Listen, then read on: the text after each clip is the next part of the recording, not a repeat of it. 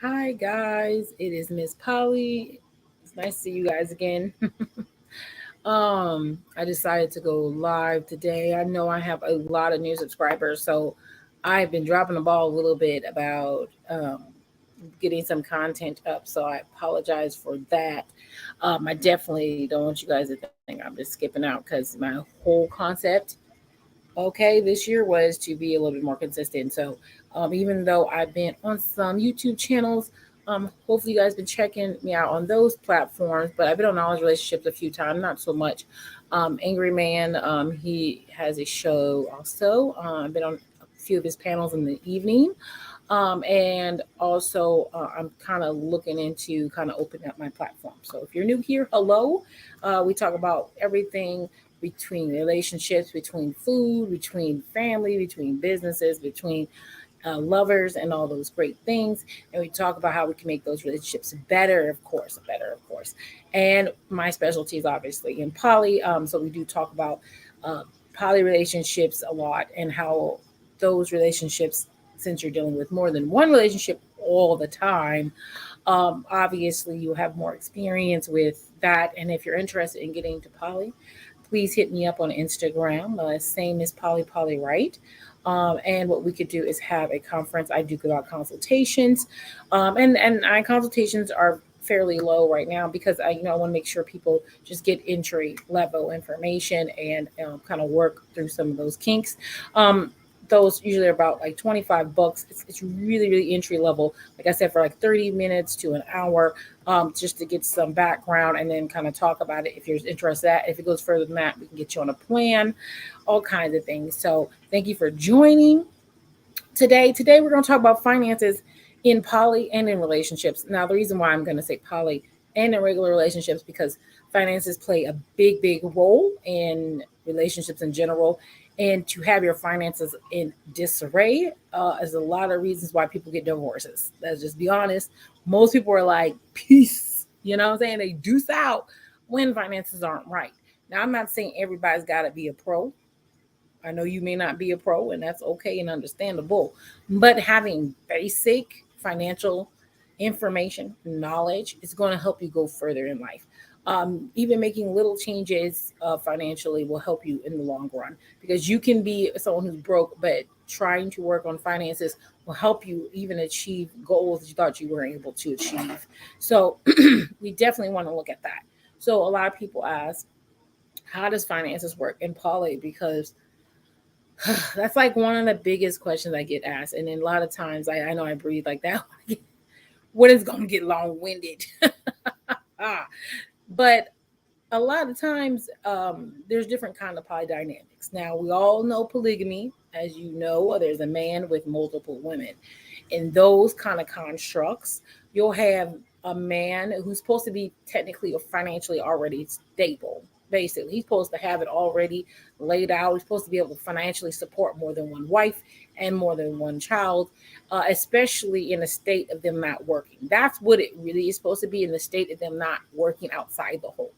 Or if they are working, because we're in a more modern age, if they are working, a lot of times they're supposed to be working with their partner on building up their kingdom and uh, their constructs. So if they have their own business, then the woman maybe would do the finances of that part. Whatever she does is supposed to be putting back into the home.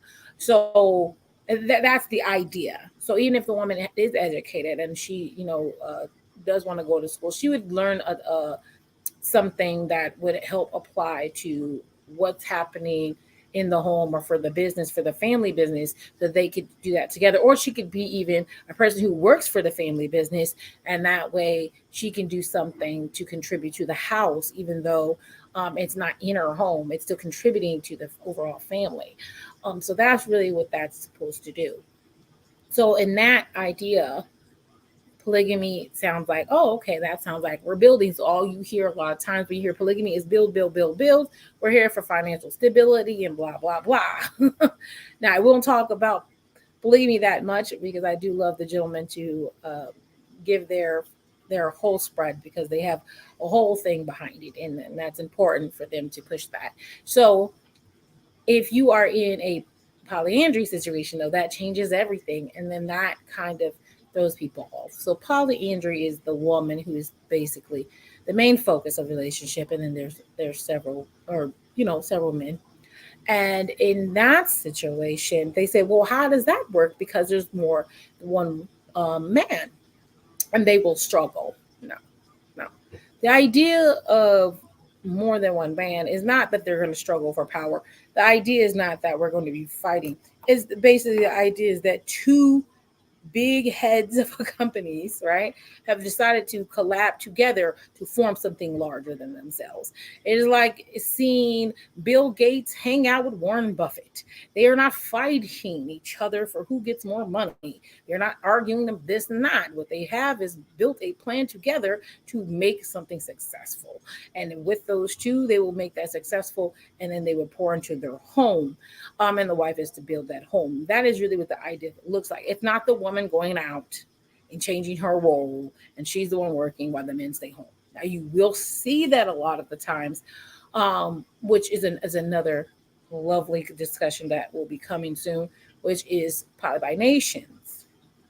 And I wanted to discuss how there are a lot of women who are Caucasian, not all of them, but there's a lot who go to other countries like Africa and so forth, and they are bringing back men, and then they are actually having the men stay home or be men who are going to be in a lower financial class than them, and they're making all the rules and all that. So that is a different dynamic. And even if you see it in poly, I do have an example I will show you at that time, but of a man who is black, who comes from another country or from here, and there are several women who are with him, and what they'll do is they'll pay for the lifestyle he lives, and that would be what it is. That happens with Caucasian women and black women, but for the most part, where you see it very, very successful is with Caucasian women and black men. So I don't know why, but that's just what it is. So we can get to that construct later on poly by nations. But for the most part, when you see finances in polyandry, that's what it should look like. It should look like two men financially supporting their home. I'm not saying the woman supporting their home, because they will be living there. They will, if they're not living there, if they're in two different homes, they're supposed to be able to support themselves and support a lifestyle for their woman, and their woman may be going to work also. So that's something that is discussed privately. So that is one thing I will say. When it comes to finances in poly, other than polygamy, because they're a little bit more stricter, you may want to talk to someone. Once again, you are new into poly, and even if you're not new and you don't know your way around, ask people who know. And there are lots of people who give out information like myself, and who can share with you how it looks and what you're looking for, because we all don't poly the same way, and we all don't run our houses the same way. And that doesn't matter if you're poly or not. Even if you're monogamous, no one runs their house all the same. So what works for you will work for you. And talking to someone about what works for you is probably the best thing. Okay. We all love YouTube videos. Yes. Can they help you get an idea of what you could try? Absolutely. But is it a firm fist on what to do? No. So when you're looking at polyandry, don't think when you see two men and a woman, automatically, oh, these men are just giving this woman all this money and she's free to do whatever she wants, get more men. That usually is not the case, especially for polyandry women. They actually have a lot of more strict guidelines.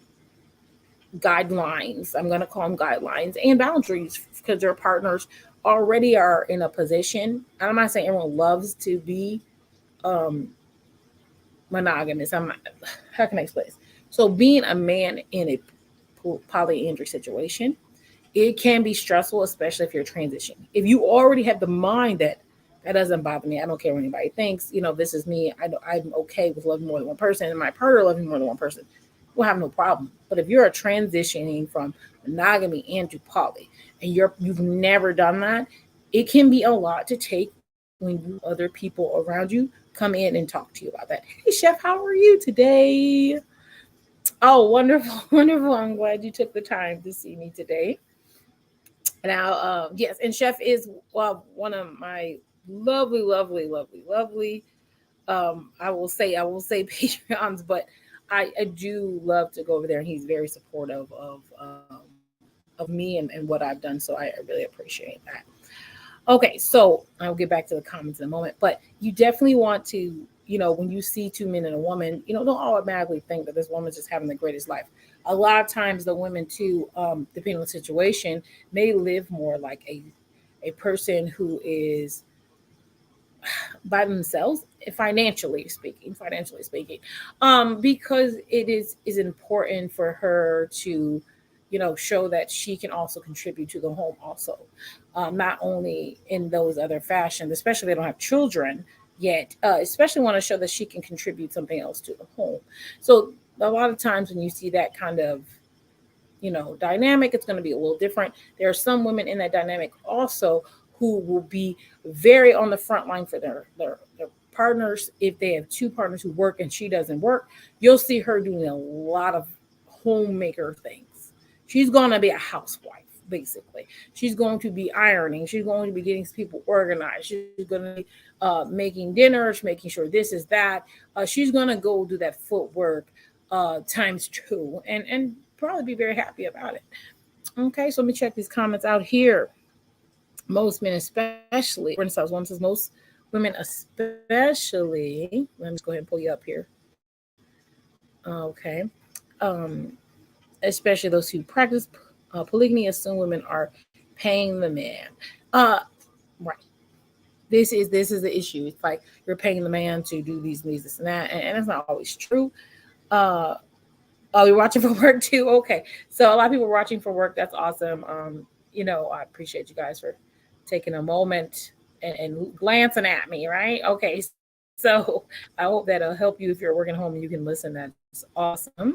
So absolutely. I think what happens is in dynamics, people think somebody's always paying somebody. Okay.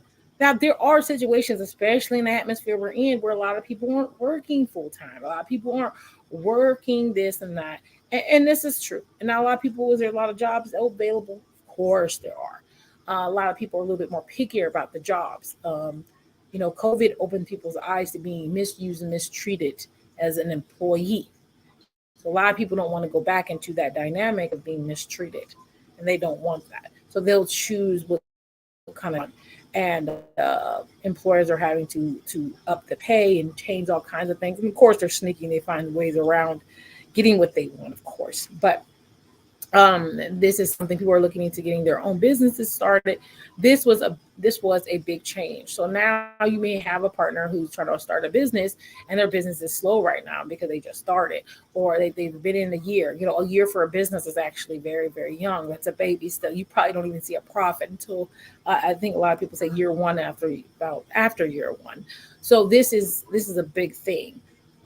So you have to put that in consideration. Some people have relationships that are unconditional. Um, and that's how I function.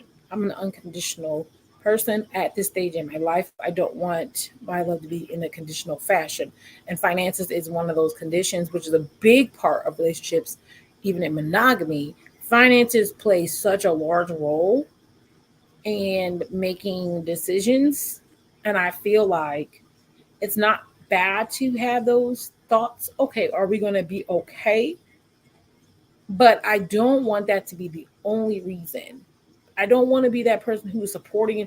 They say, "Oh, you're supporting this guy in his dreams, and he never does anything." No, I'm not talking about that, because that is a really a personality trait. Someone who wants to try something and is getting up and doing this and every day going out and looking for a job, or they want, if they decide to do their own business, they're getting up every morning and they're being very consistent. Consistency will show productivity. That's just what it is. Even if it's still going to show productivity, because the consistency.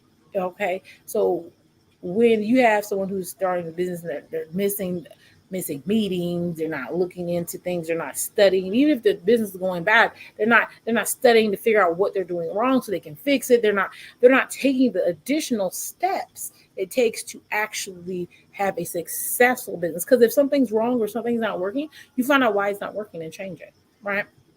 So you want to get people who are like that on your team.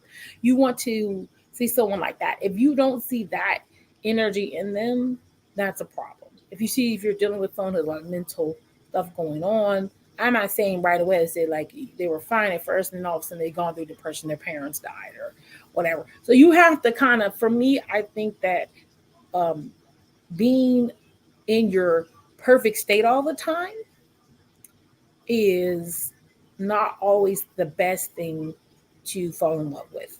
So people, let me give an example of what I mean by that. So everyone says they put their first foot forward, right? You put your best foot forward. You look the part, dress the part, talk the part, all that. You put a lot of effort into that, right? You put an effort into working out every day, blah blah. And a lot of people, this what happens once they get the goal, which is the person they want to marry, the person they want to be with. They slowly decline on those things because the goal has been met. There no longer is anything pushing them to stay at that level. And that's where you see people men say, oh, women, once they get you, they'll just let it go. Because the goal has been met. There's nothing pushing. They're like, well, keeping me is a different goal. Yeah, that's a different goal. But a lot of women think, well, I got you, and now you have me, and now this is what you get. And that's what that contract of marriage is. So someone can put an effort into doing this, and you may not even do it on purpose as the person actually doing it. You be putting this work to look good. These girls go out here and be like, oh, I'm going to look my best because I'm in my 30s and I want to get married. I'm going to look my best. I'm changing my attitude, my mindset. Okay. And then when they get a man and then they get married, they hit the goal and it declines because life doesn't change. Daily life doesn't change, but your goals change. So then what happens when the goal is no longer to be married because you already married? Now what? When the goal changes, you start changing because all the stuff you deemed important. Now some people transition and say, oh, to keep him, I gotta work out, I gotta keep cooking, I gotta be consistent. They may think, but most people aren't going to do that because the goal has been hit. So when you get married, that's why I love, there was a man, I heard him say that a lot of people, reason why marriages fail, because a lot of people think marriage is the end goal, but it actually is the beginning. And that is true. Marriage is only the beginning of a life with someone, right? So you're not getting married and then, oh, everything just keeps being pleasant. No, that's when the work starts. It's basically you're prepping or preparing for a job. And then when you get married, you got the job. And now you have to apply all that stuff to the job to keep it. And some people just want to get the job and then they don't continue to put in the work they did to keep it. They just, that's it. And that happens. And that happens. And just to be honest with yourself, you know that happens. And sometimes changing goals, changing your mindset. And that's why I personally, when I say unconditional love, I want to like your bad. And that's why I think vetting is very, very important. I want to like your bad. And when I see your bad and I am okay with that, ain't nothing we can't do. We get nothing we can't do because I already know what bad looks like. Okay. So back to finances because we don't want to get too far off. When it comes to financially, okay, financially, when you're in a polyandry situation, just realize that's what usually happens. The men are and the women are usually unified in a plan to contribute. Now, sometimes because if they're not poly men and a transitional man, sometimes what happens in this situation is that a lot of times households and things like that don't function in a poly way because America's not built like that. So, buying homes and thinking about bedrooms and how would that look and all that, you'll think, okay, do we need two houses? Do we need one house? Do I go one house to that house? Or we all have one home? It starts to, you might have to figure some things out. But financially, you may think, okay, well, we'll have a house built our own way. Okay, well, that means someone else got to put in money. So they work more as a whole, as a team, to figure out how things work. There's a lot of teamwork where everyone's contributing ideas. Now, polyamorous people who is building your own relationships, they can look many different ways. Um, Polyamorous relationships, usually you're going to see a lot of behavior that mimics solo financial things because not all partners are in a situation where they want to contribute equally. There are parent partners who are long-term partners who are committed all the way. They may be in the home nesting partners who live with the partner. You may have two nesting partners, and then might have one outside the home. He has his own life. He does his own thing. Um, it's not that he doesn't want to be with the person he's with. I think that's the indicator right there. Everyone freaks out. Oh, well, he's not living with you, so he doesn't want to build a life with you. Um, America wasn't made to have anything with multiple partners, even in polygamy. They weren't built that way. So the idea of having partners who want their own space, especially men, men don't want to be on top of other men, especially when they're grown men. Grown men don't want to sit up in the old men unless they are in bisexual relationship with another man. They're not going to want to share a room with another man. Most likely that's not going to happen. So you're probably going to have a house with 2, 3 bedrooms. That's just for the parents. If you have children, you see what I'm saying? You're going outside that realm. And I know a lot of people are like, well, why do you even put yourself in that situation? This is why you shouldn't even be poor. That's too much to think about. Okay, listen, what we said was America wasn't built for families in large families like that. It just wasn't. You go other places, they have families who have that many bedrooms. I promise you will see it. Or they know, okay, all the kids sleep in these 3 rooms, the girls on the side. Like, it's a different setup. It's because they know that there's people with multiple partners. 83% of the world's probably higher now. 83% of the whole world is poly in some way. Okay. And I'm not even counting polyandry. Polyandry is its own separate, and I know that number has definitely gone up. It's 3%. So, and this data statistic was taken a while ago. It's not too long, but a while ago. And I know that now, since polyandry is actually legal in South Africa, at this point now they can legally document it. They weren't able to document it before, so that now there's a way to document it in at least one location, and so that number is probably going to rise. So basically, you have like over 90% of the world. Let's just get hit 90 because we'll be cute today. 90% of the world is poly in some way. Those other places who recognize that, they know that. And they know there's houses that have Billy over there. They know. It's not like weird to them. And that's what's hilarious. So here in America, it's built for single family homes, multiple family homes. You don't, you know what I'm saying? Like, basically, I think the best idea, and this is my idea because I've thought about it before, having like a duplex, and then like you have kids, and maybe like, maybe you want to share an evening on either side of the house, but everybody has food in one house. Have you ever seen something? There's a show that came out, and the guy, I forgot what it's called right now, but basically he had 3 houses lined up on the street, and each house was one of his wives in it. They had their own individual houses, and the backyards were open. There was no fence or nothing, and they all had the backyard that he could go in backyard to one to another, so nobody saw him coming in and out. The house is in the front, but in the back he just go where he wanted to. I mean, that's just because he had to hide it. But these are things you think about when you're poly, because you're like, well, if we have really big families, and that's why a lot of people say they want to build their own constructs. Because if I could just build my own house on some land, then I can make it look the way I like it to look, and I can have it a certain way so everyone has their own space. And which is another conversation we'll have soon, is the importance of your own space in poly, and not only thinking about just being with your partners all the time, because we have to remember that we all have our own time and own personal space that we enjoy.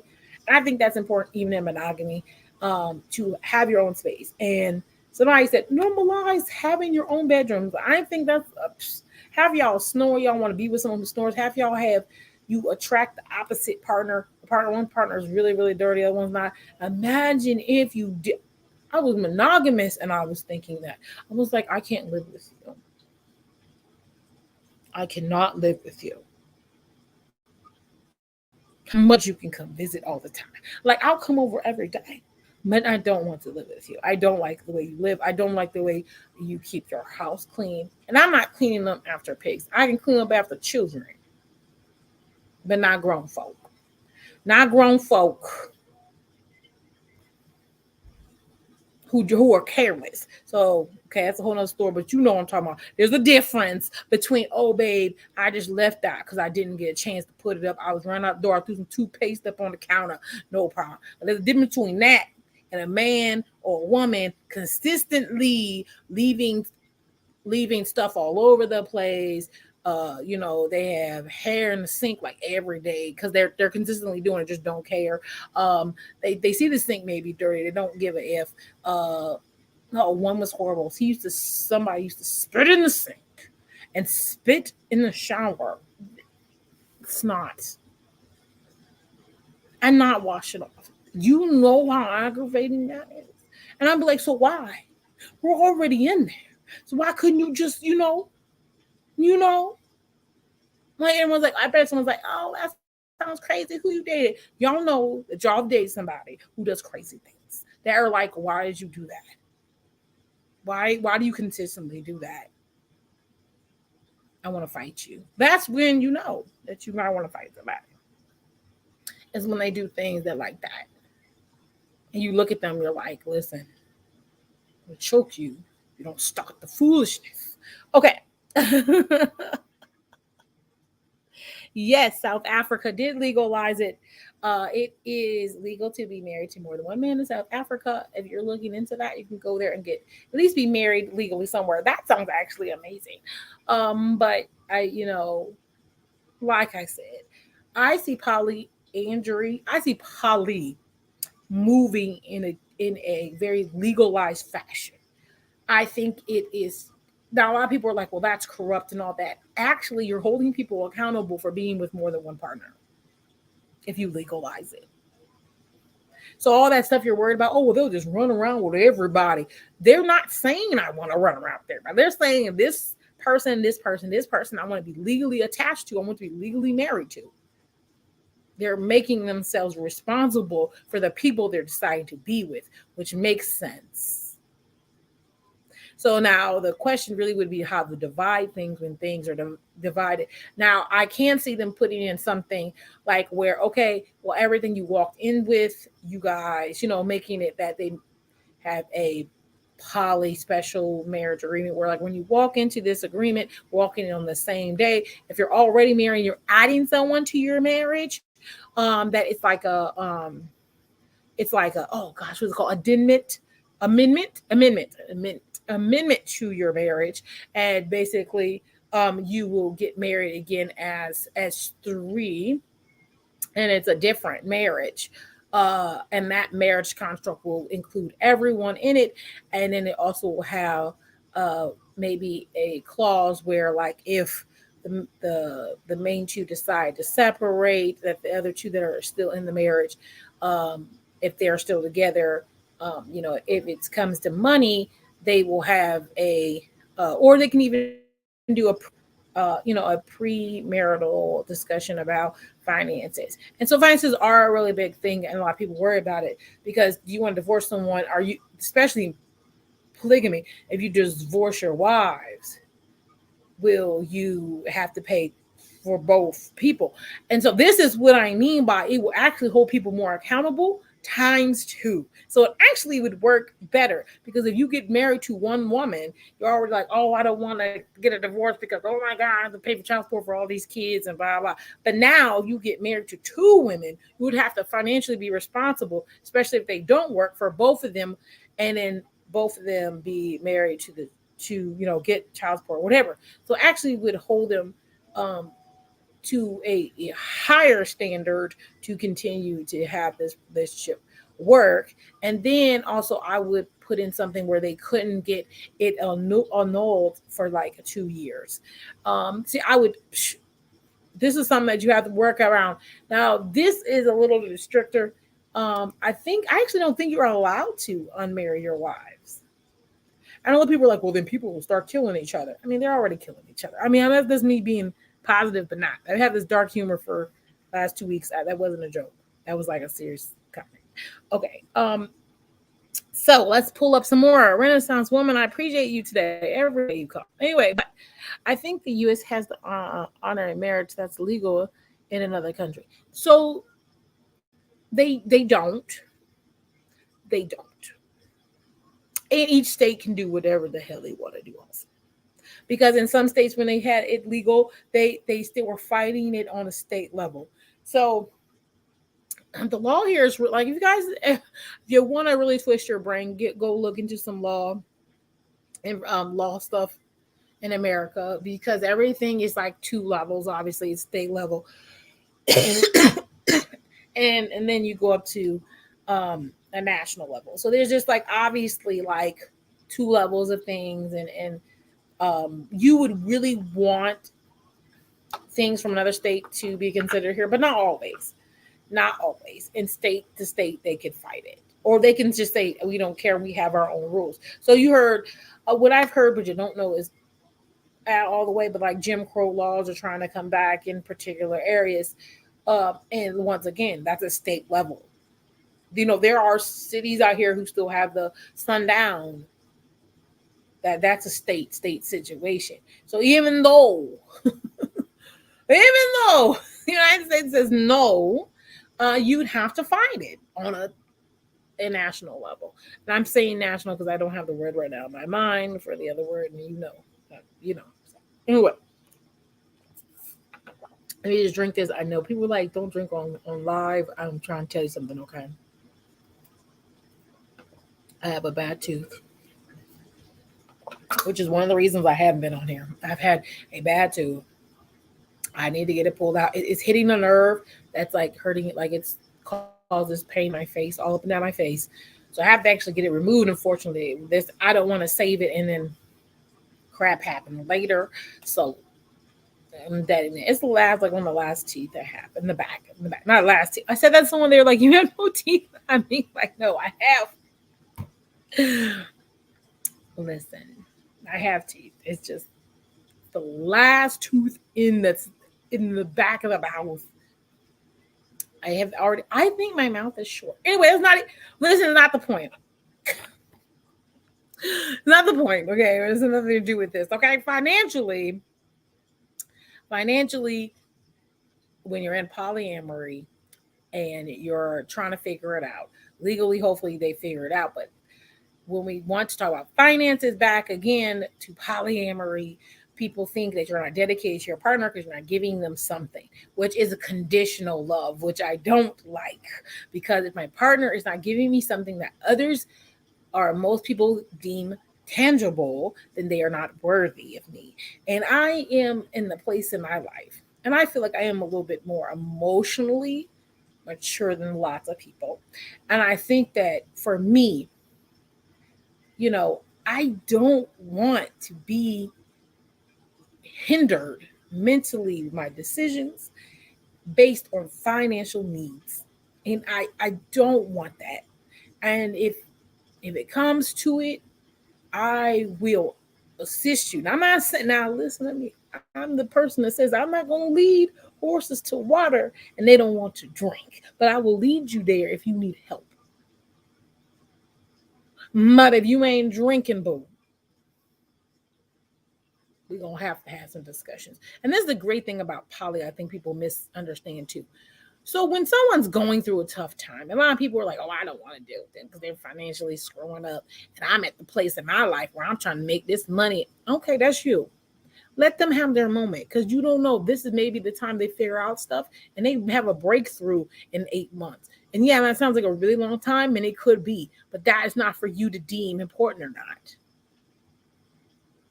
And now you don't have to say that.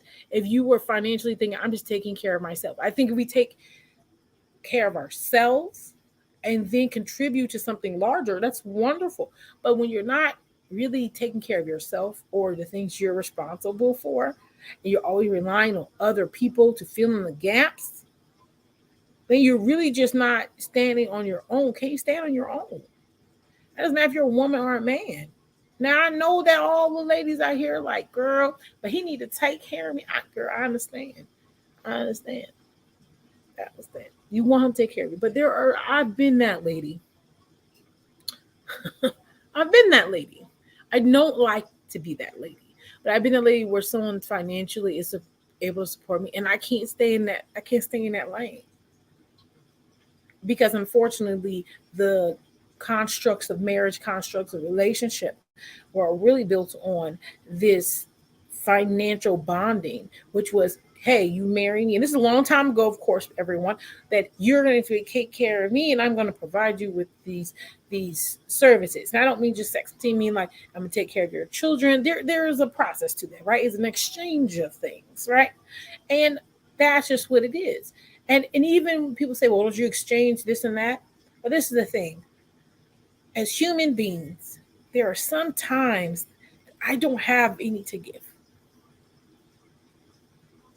Any to give. Whatever it is. I don't have any to give.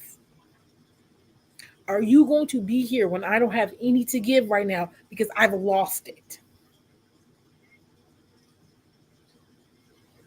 Because we can all get to that place. And this is where you have a lot of people lying, cheating, doing crazy things because if they know that if they get to this place, they have nothing to give, that they feel even worthless than they already feel. And even if they haven't told you yet what it is that they can't give you, they already feel worthless. Now, if you find out that they can't give you what you thought they was going to give you, oh, they're going to lose you too. And now that's going to make it even worse. You see what I'm saying? The connection you build with people, and I'm not saying this connection is for everybody, but especially for anybody who's very sensitive or emotionally in a elevated place. The money and everything is really wonderful. It helps everything work a lot better. It's a lot less stressful. Of course it is. Everyone knows that. But if I'm in that stressful place and I can't get support to get me out mentally, and maybe even, like I said, maybe mentally, maybe even financially, but people give because they want to give. They want to give or pour into you. I need to know that you can understand that there's sometimes I can't give. And most people don't, they don't understand, like, oh, well, if you can't give me, then why are you here? And you're just like, wow. So now you're already in a place of not believing your worth. This is a very low place to be. And a lot of people don't care or don't really want to resonate with that because at the end of the day, that could be you. And it probably has been you, but you were able to pull yourself out. Now, I'm not saying that there are some people who aren't in a place where they're just too far. And not everyone can handle someone in that place. I want everyone to hear what I'm saying. I'm giving examples of people who can just hold on, and it's really just because they keep people in their ear. Girl, you ain't posting, dude, you ain't supposed to. And you're like, well, I want to stay here because I feel like it's okay. I can handle it. But I mean, I might be irritated sometimes. I want to vent, but I can do it. You have somebody in your mouth and in your ear going blah, blah, blah. That is what I'm saying. Because, yeah, things happen, all that, right? But this is what the importance of building good relationships with people. And what I mean by building good relationships is going into relationships with intent on who you would like to be in your life and what they can, but obviously bring. When I say bring something into this relationship, I mean you know the good and bad. Because I want to know what you bringing that's bad. So if you have a lot of debts, I want to know because in my mind I'm making the option, or I'm making the choice to deal with that. If it's too much for me and I can't deal with all that stress and thought, this is not a kind of relationship I want to be in, but I appreciate it. Being able to look at things, and I'm not saying accept people for foolishness, accept things you can't accept. There are some people who can, and there's some people who can't. And being respectful of the people who cannot and not trying to force them by lying, deceiving, trying to cover up stuff is what you need to do. And that's what I try to really push. Is the message here is to build good relationships. If it's more than one, you definitely have to know how to deal with people and being able to work with things because people are in the same place. Poly is, I think, the most interesting relationship structure. Not because there's so much people and we're all doing these. We haven't said no, no, no, no. It's because you have to deal with multiple people, okay, and you have to also not deal with that, but you have to deal with the whole them, the whole them. I don't want part of you. I want the whole you.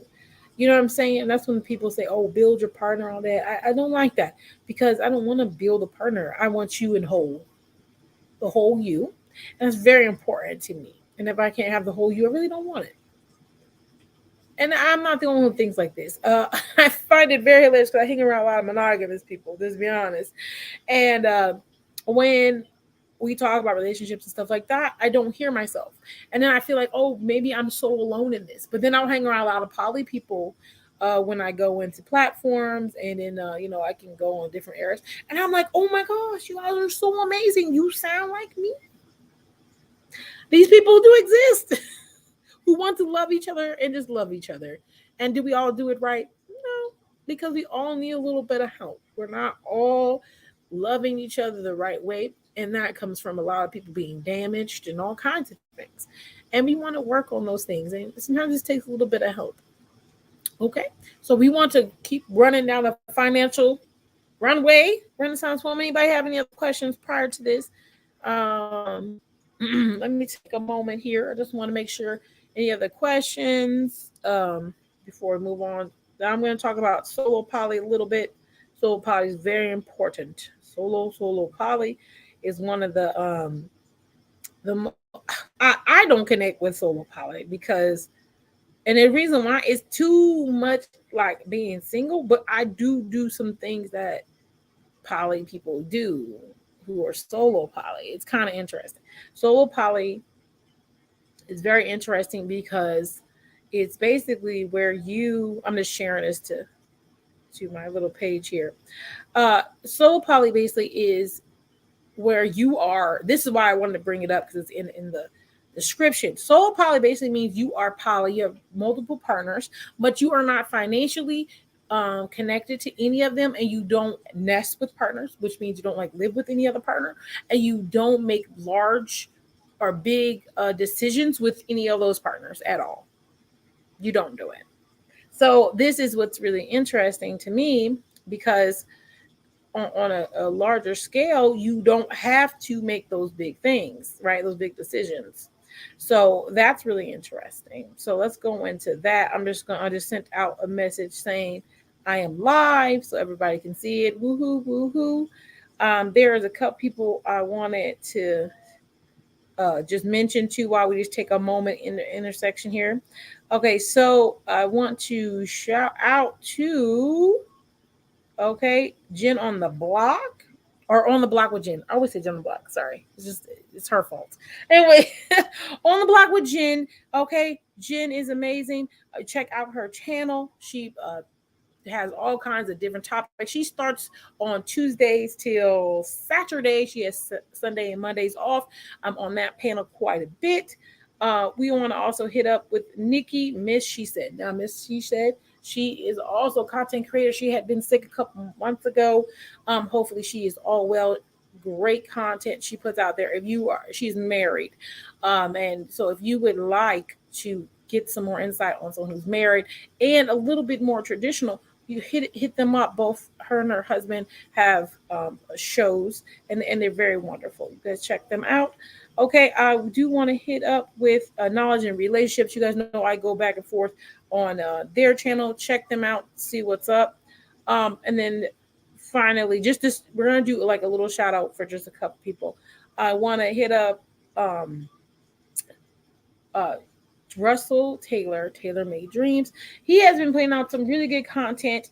He has a little bit of debate about Thai women and Colombian women. He also gives advice to men regarding relationships and outside of the U.S. If you're interested in that, he also gives out consultations on how to start those relationships. So this is a big, big thing. Okay, let me just check this out, guys. Just gonna make sure. Okay, sorry. Okay, that is great. Gotta check my messages. Very, very important here. All right, great. So I think we're gonna go on to solo poly. Here we go. Solo poly. Of all the polys there are. Right? Solo poly is like that to me. Okay, so solo poly to me is like a college person's best option. Because basically, when you're solo poly, you're not making big decisions with anybody. You're not having really to consult with anyone. You really, really, and it almost seems as if you're single. So solo poly, if you are a person who's not sure if you want to be with someone, and you're like, oh, but I want to have a relationship with them, because I hear this all the time. I want girlfriend energy, but I don't want a girlfriend.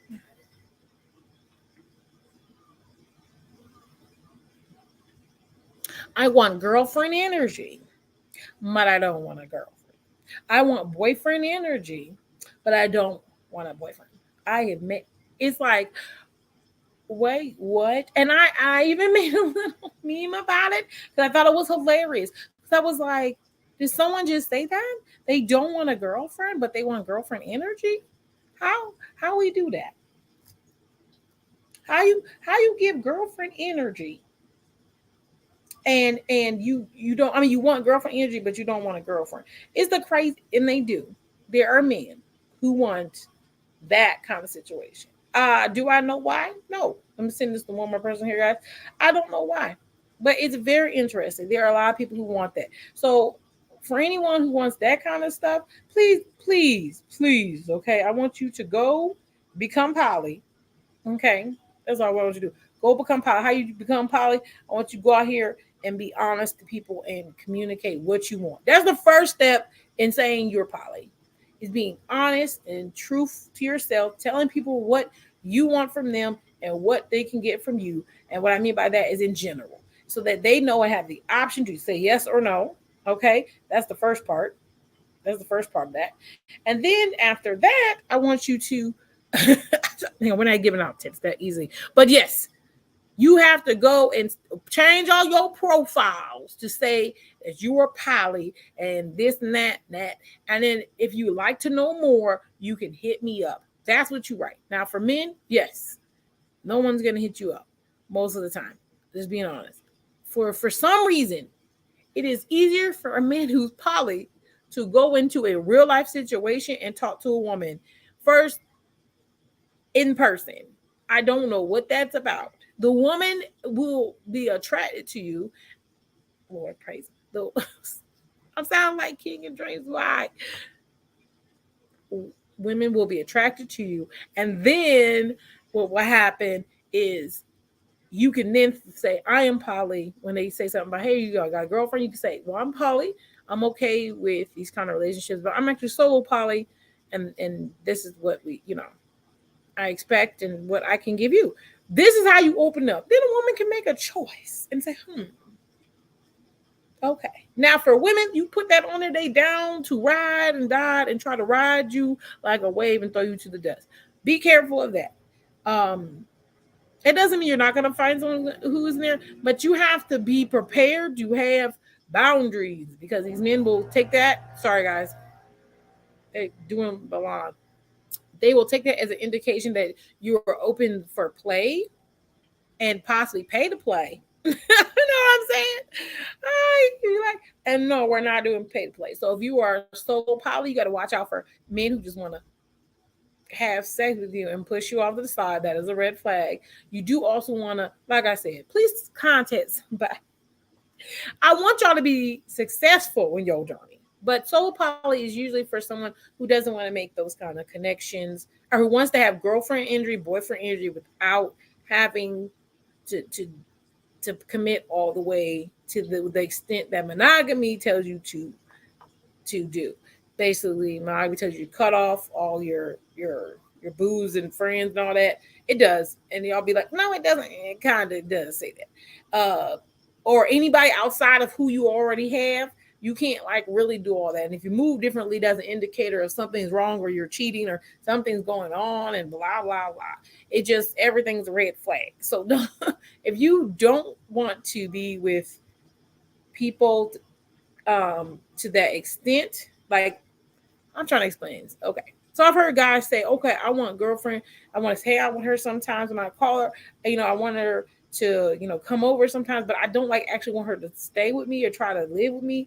I don't want her over all the time, but it's cool if she comes over. I don't want to like pay all her bills because like I don't live there and I have to take care of myself financially, whatever. If that is the kind of, it keeps going, list keeps going. If that's the kind of stuff is going on, say no. No, okay? You just end up being solo poly. Because basically when you're solo poly, you were able to go out here. You're not having to discuss, hey, you know what, Abe, I just want to buy this car. You don't got to talk, who you gonna talk to? Nobody. You talk to you, possibly a financial lender. This is what I'm saying. You're not going to discuss that because it's not something that you're connected with. Your finances aren't connected. You're not going to decide. Like if you decide that, I think I might want to have a baby, you'll discuss that with maybe one of your partners, but you're not going to discuss that with anybody else because it ain't something that y'all decided to discuss.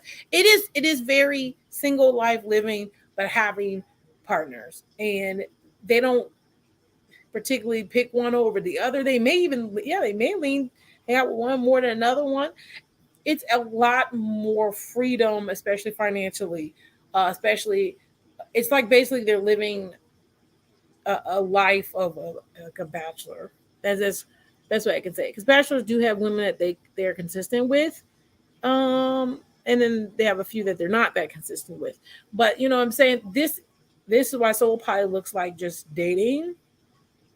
And people get that confused. So if you see somebody who's talking about, oh, you know what, I'm solo poly. Solo poly does look like just dating, but they do want a commitment and a connection with someone. So they do want to know about you. They want to know about your dog and your kids, and that's cool. But will they like discuss like in depth with you, how they're gonna contribute to something? No, they're not, because that it depends on whatever they decide that is going to be shared. But they're not sharing their whole life with you. They have no plans to move in with you. There's not going to be a plan to build this larger idea. And a lot of people are like, well, what's the point of that? Like I just told you, I think soul poly really belongs with the younger group people. I have seen older people be solo poly though. But what ends up happening is you'll have someone want to nest, and which happens in solo poly you're doing it older, is that the older you get, and it's just what it is. The older you get, yeah, even if you're traveling and all that, it's really nice to have companionship. And that's a big thing, especially if you're retiring age. Oh yeah, you may have fun going here and there and have a good time, but you like companionship and you want to enjoy someone's company. So you want to be involved in that. And a lot of times people will just start saying, hey, well, you know what? I would like you to be here a little bit more. And that will involve sometimes still maybe solo poly, but they'll allow you things like, okay, you can stay half the week at my house. I'll stay it and stay the week at your house, things like that. So solo poly does look like dating. It looks like the beginning of dating stage all the time. That I mean, you're just constantly in that state of we just met and we're doing stuff together. Like you don't ask me like questions about my money and all that. I might say I don't have something or I do have something, but it's not that deep. Okay, that's basically what it is. Hello, we black. It's lovely to see you. If you didn't hear me, and I know I have one viewer right now, which is Awesome Sauce. Awesome Sauce, and thank you guys. Share my video everywhere. Tell everybody that I'm amazing. So I did want to bring this topic up. So solo poly is a big one. I encourage people who are younger to be solo poly, and just even for beginners in poly, solo poly is probably the best one to start, because you're not connected to anyone and those big decisions. But also, same breath, I'm saying this: if you're a little bit older, 30 plus, definitely don't want to start in solo, unless you already know that's what you want. If you are in solo poly, a little bit older, people want to have more commitment. This is just the idea in 30 plus, where most people are in their lives. They're thinking about what's going to be happening, how it looks in their lives. Solo poly is not, they're not there yet. So it's different when you're a little bit older. If you're a little bit older, I would tell you to think of a dynamic you would like to proceed into, and then we discuss how that goes. Okay, that's what I want to give you guys. Let me think of anything financially. What else I wanted to say? No. So the big things we've learned today, we'll bring it on back. First off, is that finances do not dictate someone's, someone's closeness to a partner. It does not dictate how serious a partner is. In poly, it does not dictate, who will do what. Because there could be, like I said, if there's a partner who has a lot of funds, um, and he wants to contribute to helping you do things, that doesn't mean he has to give all his money to you. That's not how that works. And then if you are talking about monogamy, the point we took from that is, when it comes to unconditional love, if you want to have unconditional love, finances need to be, obviously something you think about, but not in the forefront of every decision you make, because you want to find good partners. And we could talk about how to do that with a little bit of help and guidance. Talk to some people. Relationship coaches are all over the place. Okay. And like I said, I have consultations. They are $25 for 30 minutes. It's just like $1 a minute. That sounds like a lot, but it's not. And I also will build you a little portfolio, and we could start touching some things, and then you can see if you like me and I like you, and then we can see if we can do this thing, baby. See if we can get you started on the right road to a successful relationship or relationships. Okay, so we want to take that, and then also financially making little changes to your finances will be very, very helpful. If it's just organizing your subscriptions, taking them back. A lot of people don't realize how many subscriptions they pay for. Not always going out to eat. These are things, relationship between food. We're gonna have that discussion too later this week. But eating food out. I mean,